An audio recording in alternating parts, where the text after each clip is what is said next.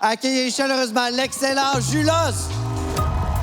Moi, c'est Julos, j'ai 32 ans, ça fait 3 ans que je fais de l'humour et il me reste un peu moins d'1 an pour apprendre à marcher sur l'eau. Bonsoir Québec, ça va toujours? Super, merci beaucoup pour l'accueil. Très heureux d'être ici. Je m'appelle Julos, en effet, voilà, je viens tout droit de France. Et c'est pas grave, voilà. Je tiens à le dire. Non, je suis très content, c'est ma première fois à Québec. Tous les gens m'ont dit, tu vas voir, les gens sont souriants, les gens sont gentils, et c'est vrai, quoi. Donc moi, j'aimerais commencer par faire connaissance. Je voudrais commencer par poser une petite question. Par applaudissement dans cette salle, qui pense être quelqu'un de bien?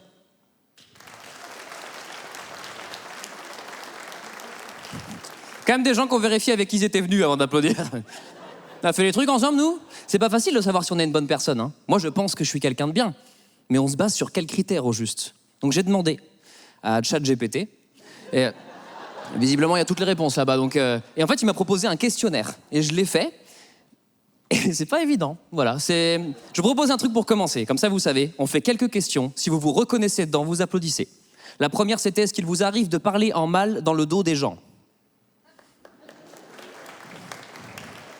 C'était doux, mais tout le monde y est allé quand même, hein. En fait, c'est bien parce que les seuls gens qui applaudissent pas, ils sont en train de dire bah, c'est des enfoirés ceux qui font ça. Tu veux mon avis, Didier? Deuxième question. Un enfant court joyeusement devant vous et s'éclate la gueule par terre. Est-ce que vous prenez un peu de plaisir? Bon, bah, allez-y. Très bien. C'est fou comment l'humain a envie que sa descendance tombe, hein, constamment. Troisième question, c'était un peu plus dur. Vous êtes sur l'autoroute, il y a une longue file de voitures devant vous et vous devez prendre la prochaine sortie. Au lieu d'attendre, vous doublez et vous vous insérez qu'à la fin. Ça assume moins déjà. Il y a tous les gens civilisés qui font « ils sont autant que ça ». C'est vrai qu'en voiture, il y a notre vraie personnalité qui ressort, hein. Regardez, je vous donne un exemple, un cas d'école. La dernière fois, je suis dans ma voiture, à un feu rouge, et ça arrive parfois, un mendiant tape à ma fenêtre. Je me tais... Oui. Foutez de la gueule de mon bruitage un petit peu, peut-être. Il n'y a pas de voiture à Québec, moi la mienne a fait ça, donc... Donc, moi, qu'est-ce que je fais? J'ouvre ma fenêtre.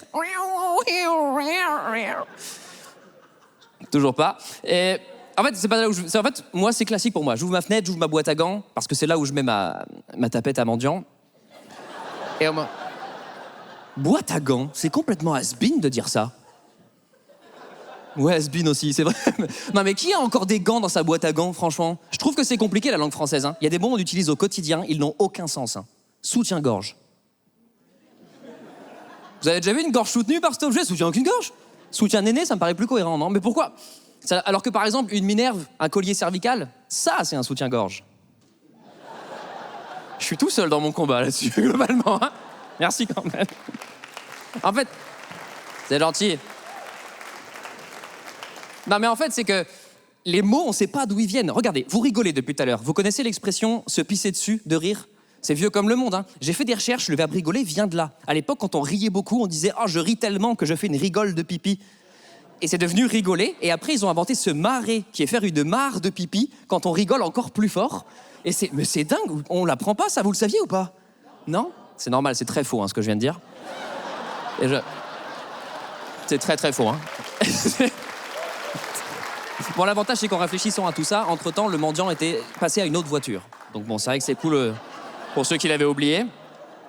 Moi, je sais pas si je suis une bonne personne, je fais mon maximum, mais j'ai des failles, comme tout le monde. Par exemple, si tu me parles pendant que je suis en train de manger, je peux être méchant. Ça parle à des gens un petit peu, ça, ou pas? La dernière fois, je suis trop content, je mange un cookie et j'ai un pote qui me dit « bah alors, t'étais pas au régime, toi ?» Non, t'étais pas au régime, toi. Tu devais pas avoir la garde de tes enfants, toi? Et Vous voyez ce genre de méchanceté un peu qui vient du ventre, là? Non, j'ai pas dit ça, hein. Ça, c'est 2 jours après, sous la douche, tu fais « j'aurais dû dire ça, putain !» Heureusement que j'ai mon pommeau. Bon. En vrai, j'ai vraiment répondu « voilà. Réponse d'enfant de 8 ans. Vraiment. Riez pas, il y a des adultes qui le font, ça encore. Tu sais, t'as pas d'argument, du coup, tu répètes ce que la personne vient de dire avec une voix bizarre. C'est fou, hein? Il y a des gens qui se regardent. Tu le fais, ça, toi, non, hein? Toi, non, hein? Mais ils gagnent tous les débats, ces gens. C'est le mimétisme, hein, ça a fait ses preuves, hein. Moi, je fais beaucoup de mimétisme, depuis tout petit, pour apprendre qui je suis, au travers le monde. Genre là, par exemple, je passe 4 jours à Québec, je sais que je vais rentrer en France, on va me dire « c'était bien », je vais être là « bien sûr, c'est... » alors que je suis une merde. Mais ça marche un peu, parce que des fois, ça marche pas du tout, hein. Là, récemment, j'ai fait un date avec une fille, mais juste avant, je suis allé à la foire avec les manèges. Ça marche moins le mimétisme déjà. T'es en moment de tendresse et d'un coup t'es là. Ok, let's go. N'hésitez pas à attraper les roubignoles, yol, yol. Bah je l'ai jamais revu, hein, classique. Hein. Mais j'ai eu du panache. C'est ce que je veux vous dire avant de vous quitter, c'est mon conseil. Dans la vie, ayez du panache. Prenez des risques et n'ayez pas de regrets, parce qu'on peut tous mourir demain. J'ai pas dit que c'était drôle. J'ai dit que c'était un conseil. C'est bon pour tout le monde ou pas? Non mais... Ce que je veux dire, c'est que globalement, agissez et réfléchissez après.